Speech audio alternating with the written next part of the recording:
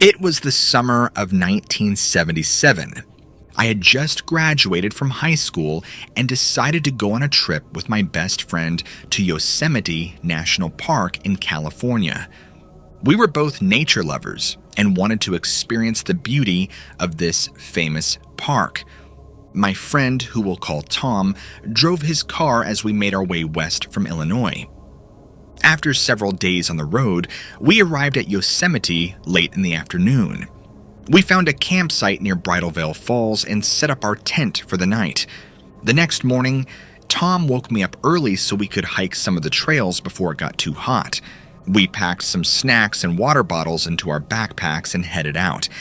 As we hiked along one trail, I noticed something strange about an area off to our right.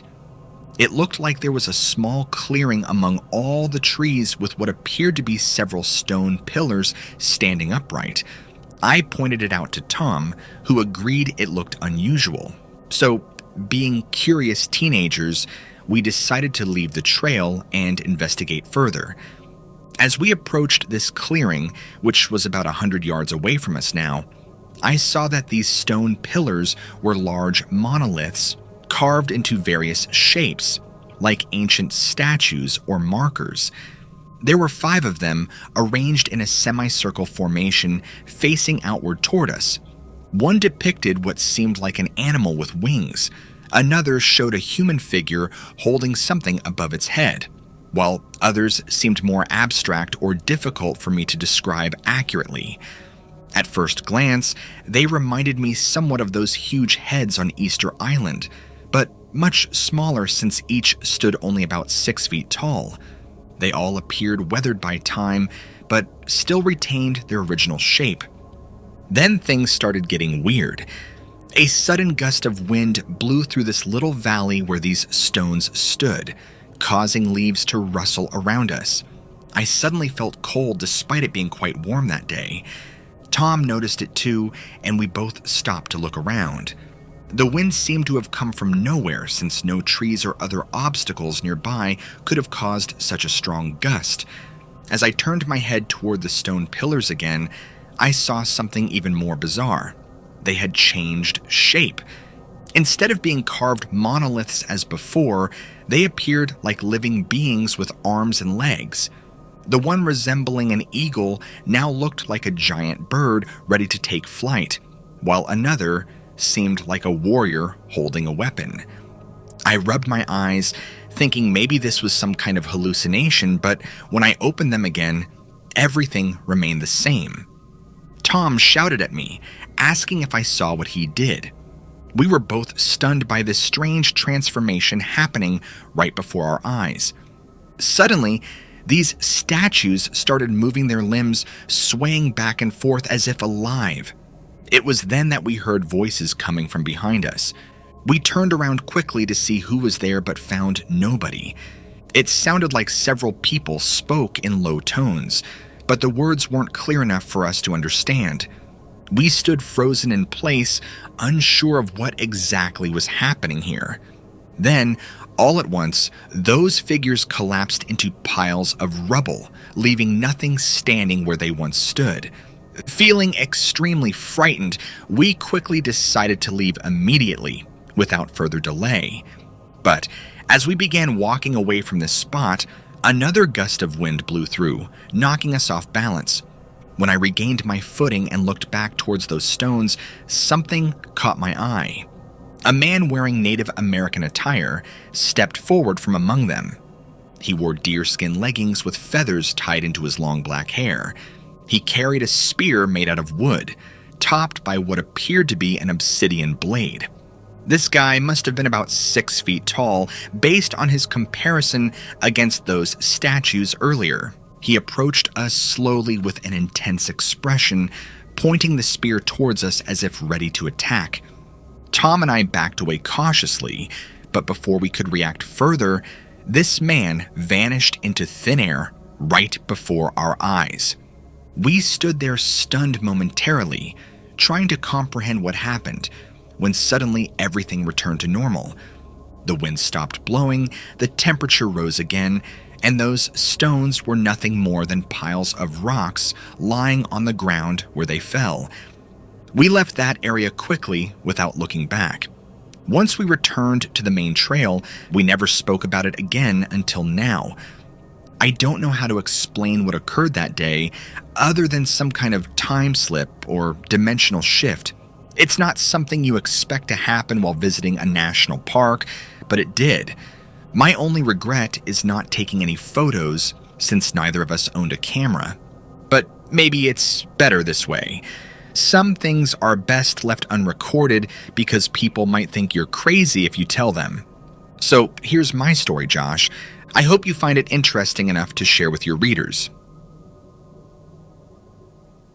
I am a retired fire captain and have been an EMT for over 30 years. I was stationed in a small mountain town in the Sierra Nevada mountains near Yosemite National Park. Our district included all areas around the park, including Mariposa Grove, Wawona, El Portal, and Yosemite Valley. The local sheriff's department dispatch center or park rangers would dispatch us to any medical emergency within our jurisdictional area, including those inside Yosemite National Park. The park had its ambulance service, but they often called us for assistance when they were busy or if we could get there quicker.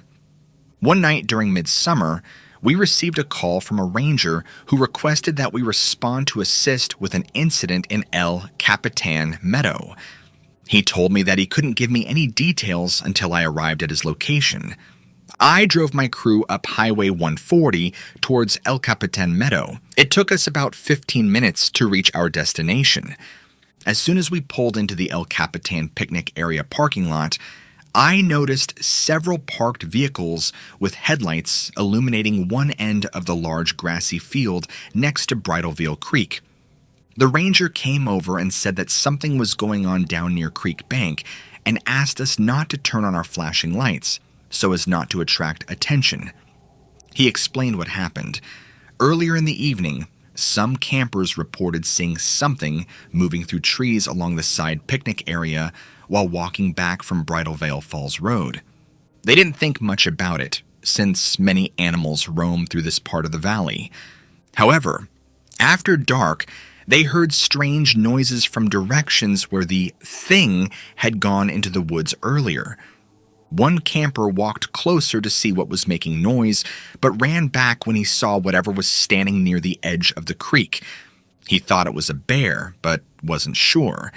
The other campers then went to their cars and turned on their headlights so they could see what it was. The ranger told me that he didn't know what the thing was since he hadn't seen it yet.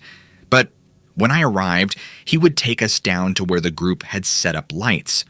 As we walked through the trees toward the edge of the field, I noticed several people standing near their vehicles with flashlights scanning the area below them. They were talking in hushed voices, as if not wanting whatever was there to hear them. As we approached the bank of Bridalveil Creek, I saw several large boulders along its edge, making access difficult for anyone who wanted to cross into the picnic area without being seen by those above.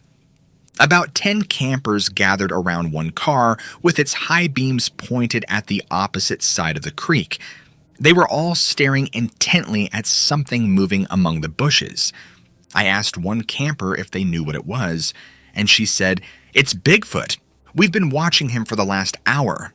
I couldn't believe my ears. This has got to be some kind of prank or joke. I shined my flashlight across the water and onto the creature as best I could from our location. It appeared like an upright bipedal animal walking slowly back and forth behind a thick underbrush next to the tree line.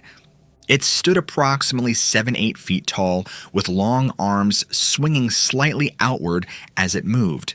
My first thought is that this is a person dressed in a gorilla suit or some type of costume trying to scare these people. But then again, why would someone do this? It just doesn't make sense. After watching for a few minutes, I realized that whoever this thing was must have tremendous strength, because branches snapped off nearby shrubs every time. Suddenly, the creature stopped moving momentarily before quickly darting into an open clearing. Standing next to a large tree, it was now directly across from us. It looked like a gorilla, but much larger and more muscular than any I've ever seen. As we continued watching, it suddenly dropped onto all fours before running towards the picnic area, where a group of campers stood in front of their cars with flashlights. My crew and I ran as fast as we could along the creek bank until we reached the clearing. We saw the creature chasing after one camper who had started returning to his car. The other campers scattered in different directions when they saw Bigfoot approaching them. I yelled out for everyone to get into vehicles and lock doors. As the camper reached his car, he fumbled, trying to find keys while being chased by this huge beast.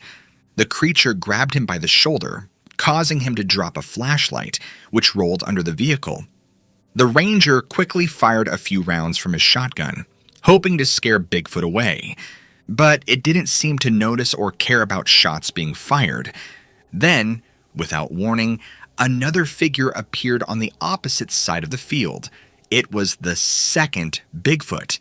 I couldn't believe what I saw. Two giant creatures chasing people through the meadow. My crew jumped into action, pulling fire extinguishers out of our truck and spraying both animals with CO2 mist, which caused them to stop momentarily before charging us instead. We backed up toward the patrol car when the first Bigfoot grabbed a boulder, hitting the windshield shattering glass. As the second one came closer, my partner sprayed it again, forcing both to retreat temporarily. I radioed dispatch, requesting additional units be sent since these creatures seemed very aggressive. Within minutes, several sheriff's deputies arrived, followed by park rangers and California Highway Patrol officers. A perimeter was established around El Capitan Meadow, keeping the public away while law enforcement personnel prepared to deal with the situation. Flashlights illuminated the entire area, providing enough light to see what was happening. Suddenly, a CHP officer drove past me, heading towards the clearing at high speed. He slammed on the brakes, then reversed direction, shining a spotlight on the ground. He jumped out of his vehicle, grabbing a shotgun from the trunk before running towards me. He said that he had just hit one of the Bigfoots with his patrol car, and it was down but still moving. I pointed him in the direction where I last saw the creature, then followed behind while radioing others about what happened. We found the injured Bigfoot lying on the ground near the creek bank. It appeared to be in a lot of pain from being struck by a CHP vehicle. The officer raised his shotgun, aiming at the animal's head, when suddenly, the second Bigfoot came charging us again. My partner sprayed CO2 mist, causing both creatures to retreat into the woods. As we watched, the first Bigfoot began crawling away, dragging its lower body across a grassy field until it disappeared under nearby bushes. Moments later, a helicopter arrived overhead, shining a spotlight down onto the area where we were standing. Several park rangers rappelled down ropes, securing the perimeter as additional units arrived. Park officials requested the immediate evacuation of all campers from El Capitan Meadow for their safety. They set up a temporary command post inside the picnic area to coordinate efforts to capture or kill these animals if necessary. A team was assembled consisting of experienced wildlife experts, armed tranquilizer guns, and dart rifles loaded with potent sedatives capable of immobilizing large mammals like bears or mountain lions. Everyone waited anxiously, hoping these two beasts could be captured alive without further injury to anyone involved. It took several hours to search surrounding forested areas using night vision goggles and thermal imaging devices, trying to locate them. After daybreak the next morning, no sign of either creature was found near El Capitan Meadow. Search teams continued looking throughout Yosemite Valley the following days, eventually locating both hiding dens along the Merced River. One den contained numerous deer carcasses, suggesting they were feeding off local wildlife and other small mammals, including rabbits, squirrels, and chipmunks. While the exact number of the total population is unknown, it is believed that at least 4 to 5 adult individuals, possibly more, live within national park boundaries. Since this incident occurred many years ago, I haven't heard any reports of similar encounters involving the Bigfoot Yosemite NP area. It's possible that these animals migrated elsewhere due to increased human activity or possibly died of natural causes. Hopefully, they're still out there somewhere, living peacefully away from people. In the summer of 2013, my friend and I went camping in Yosemite National Park. We had a lot of fun that day, hiking and seeing all the sights. When it got dark, we set up our tent and made dinner. It was about 10 p.m. when we finished eating, so we went to bed because there wasn't much else to do. We were lying down for about an hour when my friend said he needed to pee badly, so he unzipped the tent and walked outside. I heard him say, "What is that?" So I sat up and looked out of the tent. This tall, shadowy figure was standing right next to our campfire, which was still going pretty strong at this point. The figure appeared to be composed of mist or a similar substance. It didn't have any eyes or a mouth, but it had arms hanging by its sides. I asked my friend what he thought it was. He said, "I don't know, but let's get back inside." We both crawled into our sleeping bags without saying another word.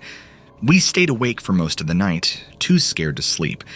At one point during the night, I could hear footsteps walking around our campsite. Then, they stopped right outside our tent. They started again after a few minutes, then eventually faded away. My friend says he saw something move past his head on top of the tent, but I never saw anything like that.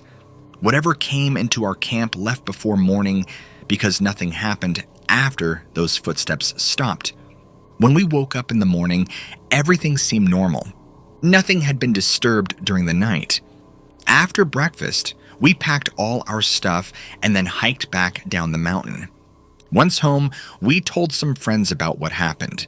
One person suggested that maybe Bigfoot came into our camp, but from everything I've read, Bigfoot doesn't seem very likely. Another person mentioned skinwalkers being known for appearing as mists or shadows.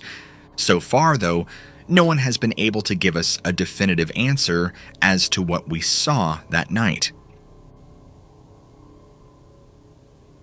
This happened to me in 2009. I was a seasonal employee for the National Park Service and worked at Yosemite National Park during the summer months, living in a dormitory with employees of all ages worldwide.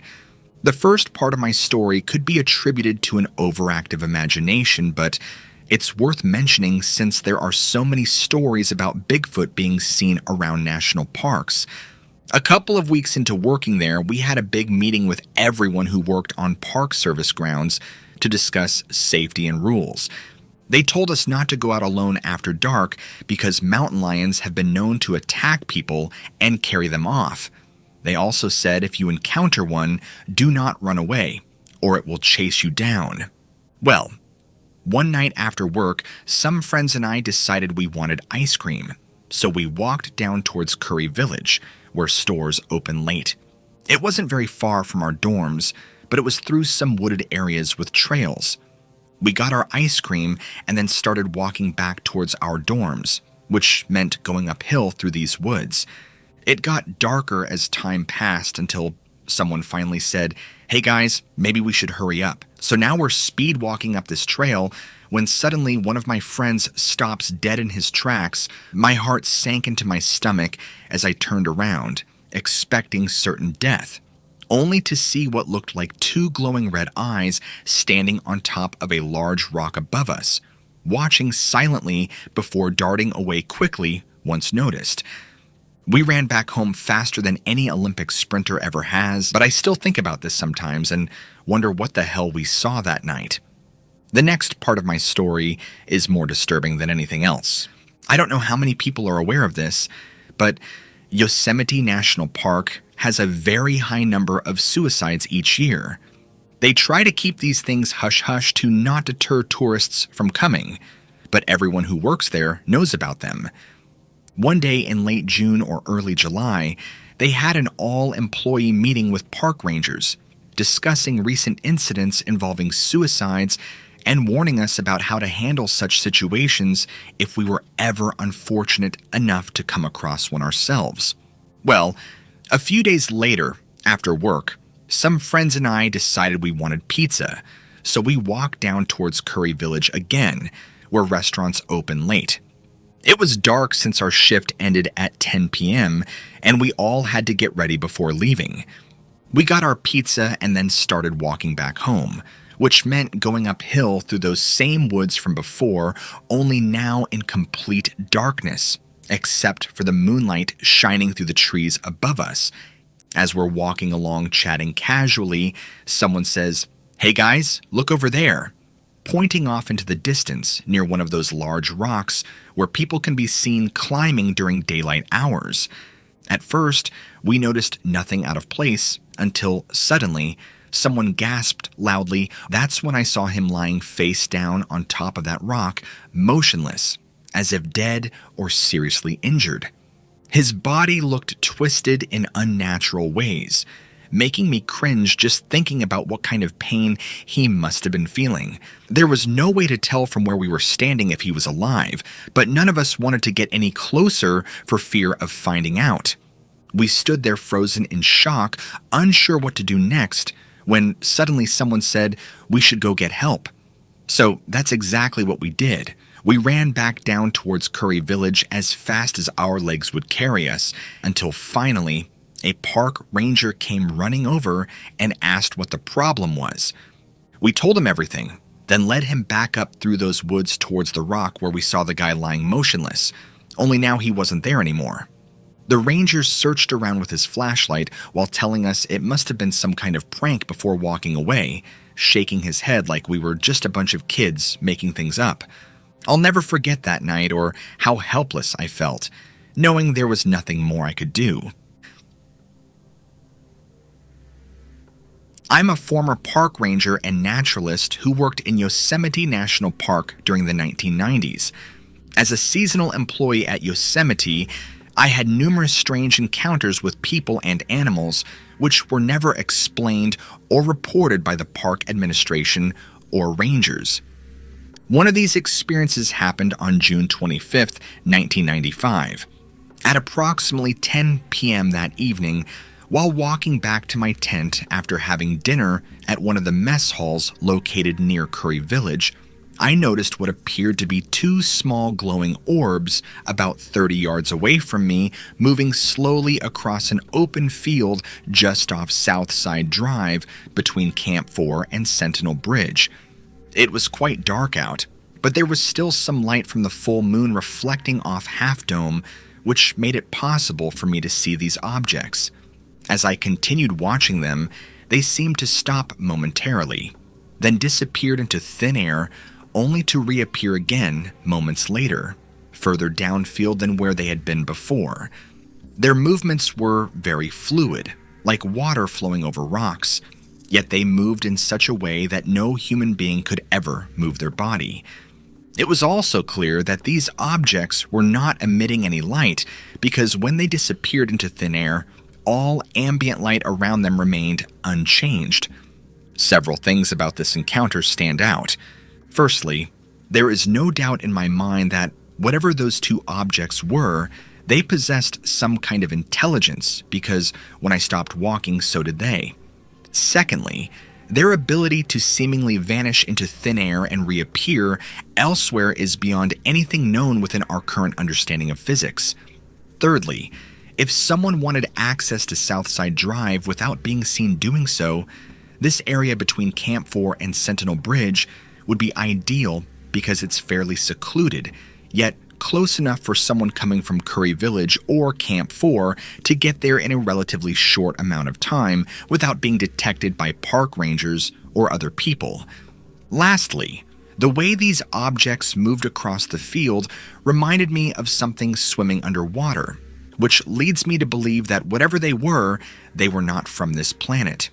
I would go so far as to say that they may have been some kind of interdimensional being who had temporarily materialized within our reality before disappearing again into their own. I never reported this encounter because I was afraid that if I did, my superiors at Yosemite National Park might think I was either crazy or on drugs and fire me. Also, back then, nobody talked about UFOs or aliens like they do now because it wasn't considered politically correct within the scientific community. The second strange experience happened one night when I was working late at the park's nature center, which is located near Glacier Point Road between Badger Pass Ski Area and Bridal Veil Creek Campground. As a naturalist, it was part of my job to answer questions from visitors about wildlife, plants, and geology. Most nights, things were pretty quiet, but every once in a while, we'd get someone who wanted more information than what could be found in any book. One evening, around 8 o'clock p.m., an elderly man walked through the front door wearing hiking boots with a backpack slung over his shoulder. He looked tired yet determined as he approached me, asking if there were any caves nearby where he could spend the night. I told him there weren't any, but offered him directions to one of several campgrounds within walking distance instead. He thanked me for my help, then left without saying another word. 2 hours later, after finishing up some paperwork inside the nature center before heading home for bed, I noticed movement outside through one of its large windows. It took only seconds for me to realize that the same old man from earlier had returned, only this time he was standing next to a black bear, which had its front paws propped up against the window looking inside. I immediately ran outside, yelling at him to get away from the bear before it attacked, but he just stood there, grinning like an idiot while staring back at me without saying anything. It wasn't until I noticed his eyes glowing red that I became really scared. Not only because of what I was seeing, but also because of how strange and unnatural everything felt in that moment. The scene seemed surreal, as if reality had somehow shifted into another dimension where things no longer made sense or followed any logical order. My first instinct was to run for help, but then I realized doing so would mean leaving the nature center unattended with a wild animal right outside. Instead, I decided my best course of action would be to stay put and hope someone else came along soon who could assist me. As minutes turned into hours, however, nobody ever showed up despite being within earshot of several other buildings, including employee housing. Finally, around 2 a.m., when all hope seemed lost, 2 park rangers appeared out of nowhere. I later learned those same rangers were patrolling nearby when they heard my screams earlier, prompting them to investigate further, resulting in their timely arrival. Most people probably think what happened that night was nothing more than hallucinations brought about by stress fatigue combined with a lack of sleep. However, having experienced similar episodes throughout my life under different circumstances leads me to believe otherwise. Something is going on here beyond mere coincidence or chance occurrence, although exactly what remains a mystery today.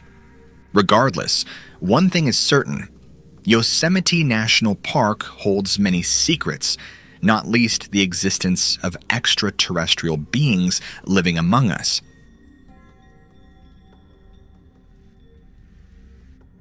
My husband and I were driving through Yosemite National Park in California. As we stopped at a pullout to take pictures of the scenery, we noticed another car parked further down the road. People were standing around, looking up into the trees above them. Being curious, we decided to see what they were looking at. As we approached them, one man told us he saw something moving in the trees. The others agreed with him and said they thought it was a bear. I am an avid animal lover and have always been interested in wildlife, so this caught my attention.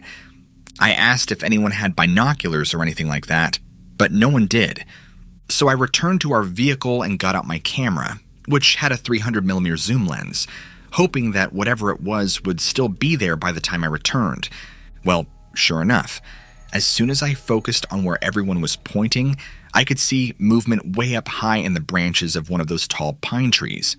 I started taking pictures, even though all you could see from where we stood was foliage. Then, after about 10 minutes, this large black thing came flying out of those branches, heading straight for me. It landed beside me, knocking me off balance because it hit so hard. The other people scattered, running back towards their cars, screaming "bear" repeatedly.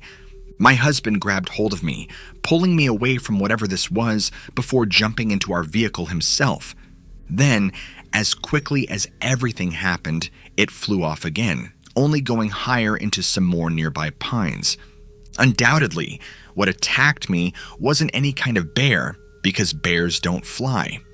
They climb up things slowly, not crashing down onto someone out of nowhere like what happened here. That being said, though, I'm not saying this thing had wings either. Instead, it had these large flaps of skin or something similar stretching out from its sides, which it used to glide through the air. I can't even begin to describe how huge this thing was because it's beyond anything I've ever seen. It had a long tail, like that of a kangaroo, only thicker and longer. It also had very muscular legs as well. The arms on this creature were much shorter than you'd expect for an animal of its size, but they ended in massive claws resembling talons. And then there was the head. Oh my God. The head particularly captivated my attention due to its atypical appearance, unlike any bear or large cat I have ever encountered. The best way I can describe it would be if you took a wolf and crossed it with some sort of dinosaur. That's exactly what this thing's face looked like. It had large yellow eyes with slits in them, just like a reptile would, along with rows upon rows of sharply pointed teeth inside its mouth. As soon as we got home, I started doing research online, trying to find out if anyone else has ever reported seeing something similar to what we encountered here. But so far, all I've found are stories about people being attacked by bears in Yosemite National Park. I know, though, without any doubt whatsoever, that wasn't any damn bear who came flying down onto me earlier today. This thing was real, and unless someone finds proof otherwise, I'm sticking to my story too. No one will ever convince me otherwise.